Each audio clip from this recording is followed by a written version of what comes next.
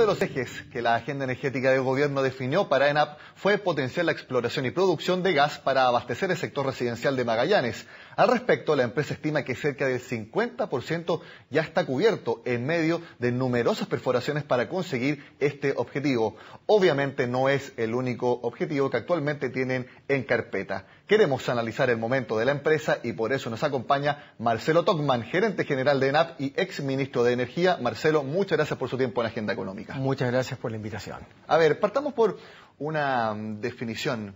Tight gas es simplemente como se define una forma de extracción del hidrocarburo, que es a través del fraccionamiento para que se abran unos poros que tienen las rocas y que ahí se libere el gas. Actualmente, ¿cómo está de avanzada esta técnica y que ha tenido buenos efectos en Magallanes, donde está constantemente aumentando la producción que ENAP hace en esa región?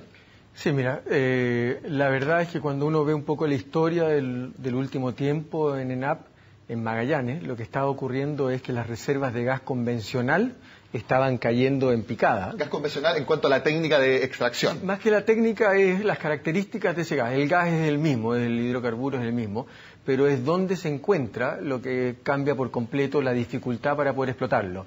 El convencional, la imagen que me hago yo es como un gran reservorio, un lago, un mar de hidrocarburo bajo la tierra, pero no a mucha profundidad, que basta que tú lo pinches y empieza a fluir todo hacia arriba. Y después entonces lo que uno empieza a encontrar en capas geológicas más profundas es que el gas se encuentra metido en la porosidad de la roca. Y hay rocas que están relativamente conectadas entre ellas, entonces si efectivamente tú logras llegar tan profundo, estamos hablando pozos que están en algunos casos hasta 4.000 metros de profundidad, tú logras llegar, si es que están bien conectados entre ellos, logras sacarlo todo porque fluye.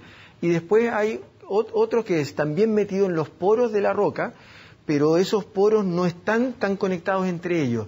Entonces, en esos casos lo que se requiere no solamente es bajar mucho más profundo, sino que tienes que buscar una forma de romper la piedra, y eso es el fracking, es la fractura, que consiste en meterle agua a gran presión con granitos de arena, y después el agua se retira y los granitos de arena abrieron esos poros y lo mantienen abierto. El grano de arena tiene que quedarse ahí adentro y eso permite entonces que toda la parte de la roca que fue fracturada empieza a fluir el gas hacia arriba. Marcelo, eso es la revolución.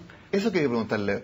¿Se puede hablar de una revolución que ha producido para abastecer de gas a Magallanes el uso de esa técnica y el constante desarrollo que ha hecho ENAP de esa técnica para la región? Sin duda, acá, digamos, esto es mercado mundial de energía, la revolución más importante en los últimos años es toda la posibilidad de explotar estos recursos no convencionales que desarrolló Estados Unidos.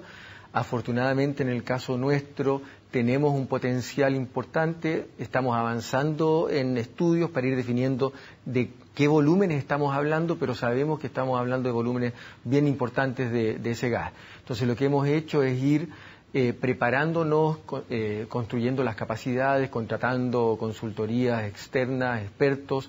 Partimos hace algunos años, de hecho, con algunos pilotos que era en los mismos pozos que teníamos. Entrábamos por el mismo pozo y perforábamos varios miles de metros más de profundidad para ver si efectivamente estaba el recurso, y eso nos fue de alguna forma confirmando la existencia del recurso.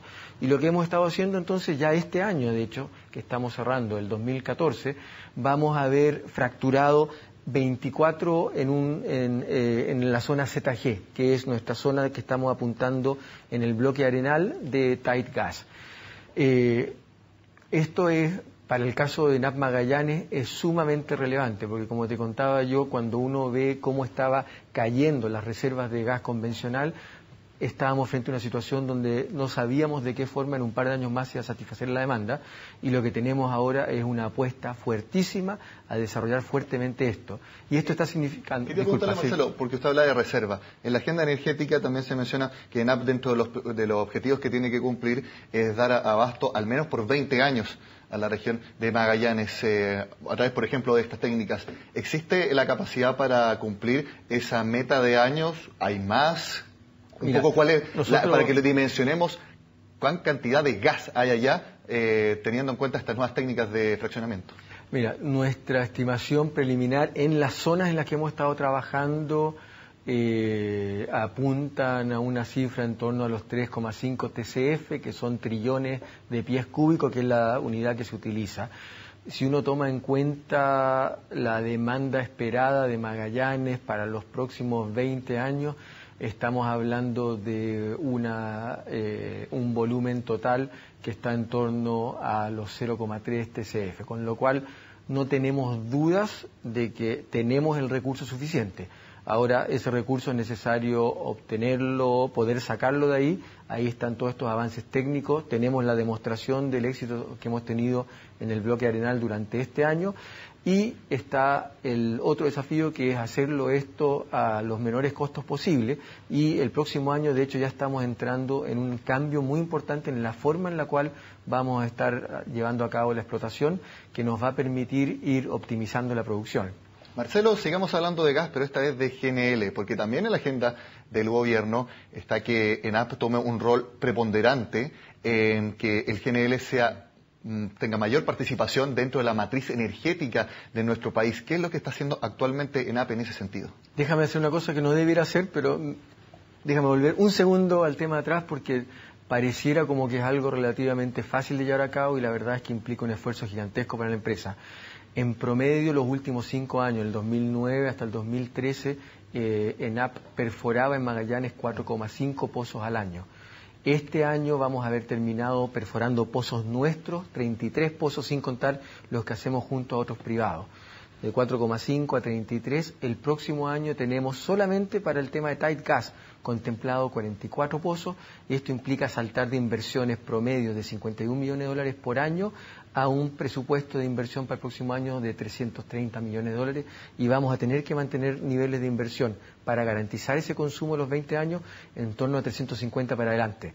Es decir, es una gran oportunidad, pero implica un desafío y un esfuerzo muy grande. Ahora sí, volviendo... Pasemos entonces a GNL. ¿Qué es lo que está haciendo ENAP para potenciar ese hidrocarburo en nuestra matriz energética? Hay varias líneas que son parte de nuestro plan estratégico para colaborar con ese objetivo que puso el gobierno en la estrategia energética, que es básicamente ver de qué forma podemos utilizar más este combustible dentro de la matriz. Lo primero es aumentar la capacidad de regasificación. ENAP fue el que trajo el GNL a Chile. De hecho, el primer proyecto de GNL en Sudamérica fue el proyecto de Quintero, donde fue promovido por ENAP y construido con socios privados. Seguimos siendo parte de ese proyecto, hemos estado impulsando la expansión de los 10 millones de metros cúbicos a los 15, eso ya está en construcción, a comienzo del próximo año va a estar en operación, y además acabamos de lanzar también el Open Season junto con nuestros socios de GNL Chile para buscar socios y llevar el terminal hasta los 20 millones de metros cúbicos. Entonces, el primer elemento es hay que aumentar la capacidad de traer ese gas en forma líquida y convertirlo en gas para poder utilizarlo dentro de los distintos usos que tiene. Hay un segundo elemento que estamos analizando fuertemente, que es de qué manera podemos aumentar también la disponibilidad del gas en todo el sistema de gasoductos que alimenta a Concepción y a esa región. Ese estaba alimentado desde Argentina por el gasoducto Gas Pacífico. Actualmente lo que estamos haciendo ahí es unas plantas de regasificación que lo que se hace es se carga un camión con GNL en Quintero y estamos transportándolo hasta Pemuco, ahí se regasifica e inyectamos al sistema. Tengo entendido que el oleoducto virtual. Bueno, un gasoducto virtual en este caso. Sí. Y entonces lo que hemos hecho es un análisis para determinar, bueno, cuánto es la demanda que va a haber. Y en función de los crecimientos esperados de la demanda, hemos ido diseñando cuáles son las formas en la cual tenemos que ir aumentando la oferta. Otro tema, antes de ir a la primera pausa. El último punto, si quieres, es ver también la forma en la cual impulsamos incluso más allá, que es a través de aumentar la capacidad de generación eléctrica que usa gas. Antes de la primera pausa quisiera preguntarle, porque también ustedes tienen un proyecto de 77 megawatts, que es una central a gas natural licuado también, en el cual tuvieron un problema porque se les fue un socio, Origin, australianos. Ustedes están buscando nuevos socios. ¿Cómo va ese tema? Sí, ahí tenemos un proyecto que cuenta con aprobación ambiental hace varios años, del 2007 fue presentado ese proyecto. La primera unidad es la cogeneración de 77 megas, pero es un complejo que incluye bastante más en términos de capacidad de generación. Ese es un proyecto muy importante tanto para ENAP como para la comunidad, porque va a permitir generar el vapor en esa cogeneradora y bajar la carga de las calderas que generan algunas molestias en los vecinos. Entonces, por la importancia que tiene para la comunidad, para nosotros y por poder contar con electricidad a precios estables, nosotros hemos decidido seguir adelante con este proyecto y en paralelo ir buscando un socio, de manera tal que no se retrasa nada el proyecto. Y en eso estamos. Estamos haciendo ya labores en el terreno y al mismo tiempo hemos iniciado la búsqueda. Interesados sobran. Te puedo anticipar que hay 14 empresas nacionales e internacionales que nos han llamado para poder participar. ¿Tienen alguna fecha de plazo para decidir el nuevo socio? Todo eso lo vamos a hacer durante el primer semestre del próximo año. Perfecto, seguimos hablando con Marcelo Togman después de esta pausa. Antes vemos los indicadores económicos y el cierre de las principales bolsas de este miércoles. Ya volvemos. Seguimos conversando con el gerente general de ENAP, Marcelo Togman. Marcelo, hablemos de los estados financieros de la empresa. Al segundo semestre de este año, la deuda total de ENAP entre bonos internacionales y deuda bancaria a corto y largo plazo alcanzaba los 3.562 millones de dólares. Un poco una cifra que al parecer no ha cambiado respecto a, por ejemplo, el tiempo que usted era ministro de Energía. Siempre se habla de estos 4.000 millones de dólares como prácticamente un número que no cambia de deuda total para ENAP. ¿En qué condición financiera está entonces la empresa? A ver, desde el punto de vista de la historia, acá hubo una situación compleja, que fue la crisis que hablamos en el 2008, que significó esta pérdida de 1.000 millones de dólares, significó un alto nivel de endeudamiento para la compañía, y eso dejó, desde el punto de vista financiero, una situación compleja a la empresa. Sin embargo, la generación de resultados ha permitido ir reduciendo ese nivel de deuda, y lo más importante es que se ha generado EBITDA. De hecho, el año pasado se concluyó con 678 millones de dólares. Además, la administración anterior hizo la venta de un activo que tenía en Perú, en Primax. Eso lo utilizó para bajar el nivel de deuda. Y por otro lado, además, nuestros indicadores de patrimonio han sufrido, han aumentado fuertemente este año, con lo cual, cuando uno hace la comparación de los indicadores tradicionales, los ratios tradicionales, vemos que comparado con los niveles más complejos de nuestra relación de deuda EBITDA o deuda patrimonio, estamos en una situación bastante mejor. Todavía es una empresa con un nivel de endeudamiento alto. Para darte un ejemplo, en diciembre del 2012 la relación deuda-EBITDA llegó a estar a un nivel de 69 veces, en diciembre del 2011 en 10 veces, y este año vamos a terminar probablemente en torno a 5,5. O en el caso de deuda-patrimonio, el año 2012 alcanzó a 47 veces el nivel de deuda sobre patrimonio, y estamos concluyendo este año en torno a 7 veces. Es decir, desde el punto de vista, todavía estamos hablando de un nivel de deuda muy elevado, pero la evolución estos últimos años ha sido hacia una normalización, y todo el esfuerzo de nuestro plan estratégico para los próximos años consiste en fortalecer a la empresa para cumplir con su rol estratégico y preocupándonos de tener una situación financiera sana. Este año también, a fines de octubre, ENAP colocó un bono en los mercados internacionales por 600 millones de dólares, que es prácticamente la misma cifra, si no me equivoco, que es vencimiento de deuda para el próximo año. Se va a utilizar netamente en ese objetivo, por lo tanto, ENAP mantendría un poco la deuda también respecto al que tiene ahora el próximo año. Sí, acá había dos situaciones, había vencimientos y por otro lado también, desde el punto de vista de todos los análisis, se vio que estaba en una coyuntura muy favorable de tasas, y por eso lo que decidimos fue ir a colocar un bono para cumplir con ambos objetivos, todo utilizable para reducir deuda existente, una que era obligatorio y otro que era opcional, y fuimos y se emitió un bono por 600 millones de dólares a un plazo de 15 años, y la verdad es que nos llevamos una sorpresa muy positiva.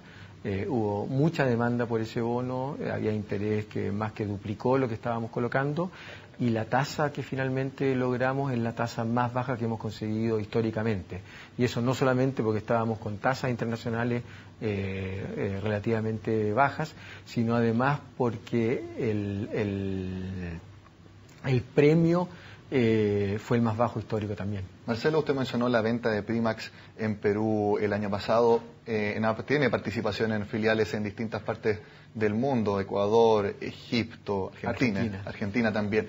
¿Se podría considerar en algún futuro, si es necesario, la posible venta de alguna de esas participaciones para solucionar este niveles de deudas que tiene la empresa? Mira, la verdad es que no hay nada que esté excluido y siempre vamos a estar analizando todas las alternativas, pero desde el punto de vista de las necesidades de financiamiento, nosotros estamos impulsando un plan estratégico que implica inversiones muy por encima de lo que ha invertido esta compañía históricamente. En promedio, los últimos años la inversión estaba por debajo de los 300 millones de dólares.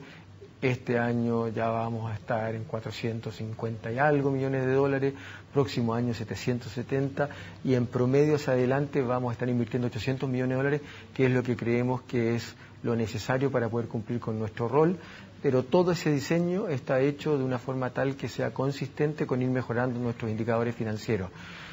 Todas estas inversiones son inversiones que van a generarle recursos a la empresa, con lo cual van a permitir ir reduciendo el nivel de endeudamiento. Asimismo, generan un aumento muy significativo en los niveles de EBITDA.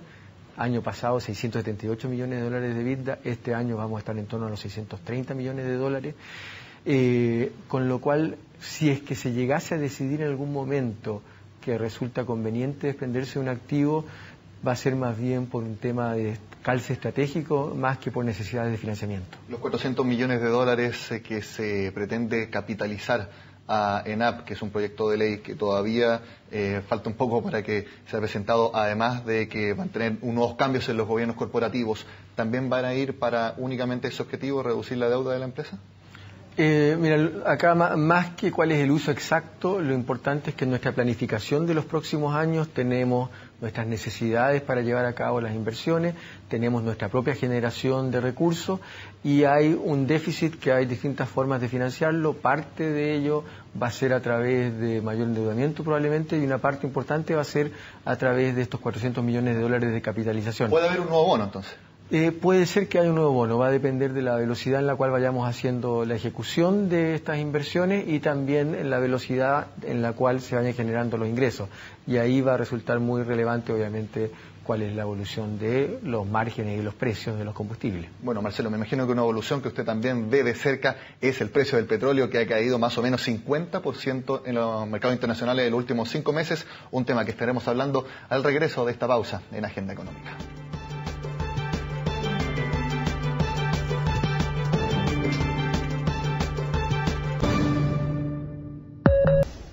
Retomamos la conversación con el ex ministro de Energía, Marcelo Togman, actual gerente general de ENAP. Marcelo, ¿cómo repercute en ENAP la baja de 50% que ha tenido el petróleo en los últimos 6 meses? Uno se imagina que, por ejemplo, como ustedes compran a distintos precios, porque los compran mucho antes de que, por ejemplo, porque tiene que estar todo el proceso de refinación, etcétera.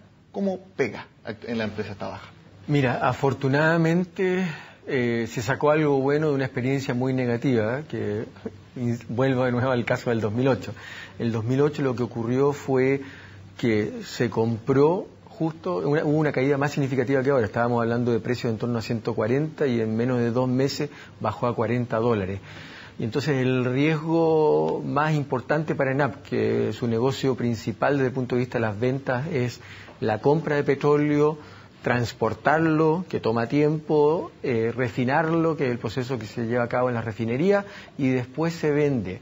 Desde el momento que se compra hasta el momento que se vende, te puede tocar una experiencia como la que ocurrió entonces o la que ocurre ahora. Compraron caro y vendieron barato. Caro, y el precio de venta, como este es un mercado abierto, yo estoy obligado a vender al mismo precio que podría alguien importar directamente.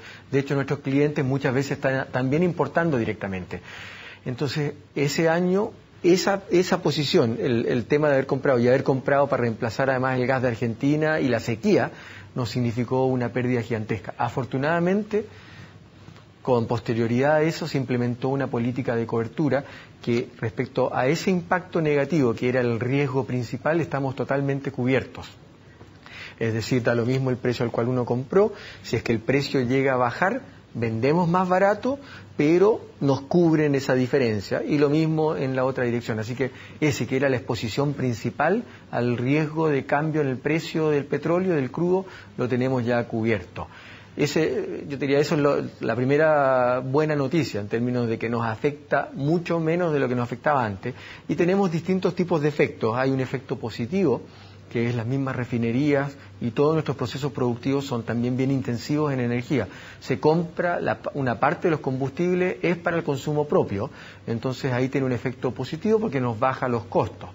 Pero desde el punto de vista de nuestro otro negocio, que en términos de magnitud de ventas, el 2013 estamos hablando casi 11.000 millones de dólares que vendíamos por el lado de la línea de refinerías, y en el caso de EIP, que es la exploración y producción, estaba en torno a 650 millones de dólares. En ese negocio sí estás expuesto, porque ahí lo que estás haciendo es ir y explotar el recurso y venderlo. Ahí no tiene mayor cobertura que en el caso, por ejemplo, de las compras en el extranjero.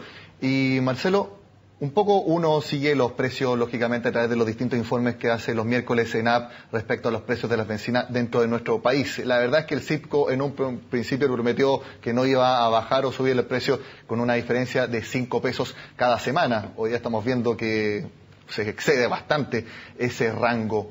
Usted que está directamente involucrado en el tema, ¿cómo va a ser la evolución en las próximas semanas, teniendo en cuenta lo que ha bajado del precio del petróleo en lo que va de diciembre y que sigue esa tendencia y parece que no se va a detener en un corto plazo? Mira, yo creo que ahí hace falta tener la bolita de cristal, porque los precios al final están independientes de los mecanismos que se hacen a través de suavización de los impuestos.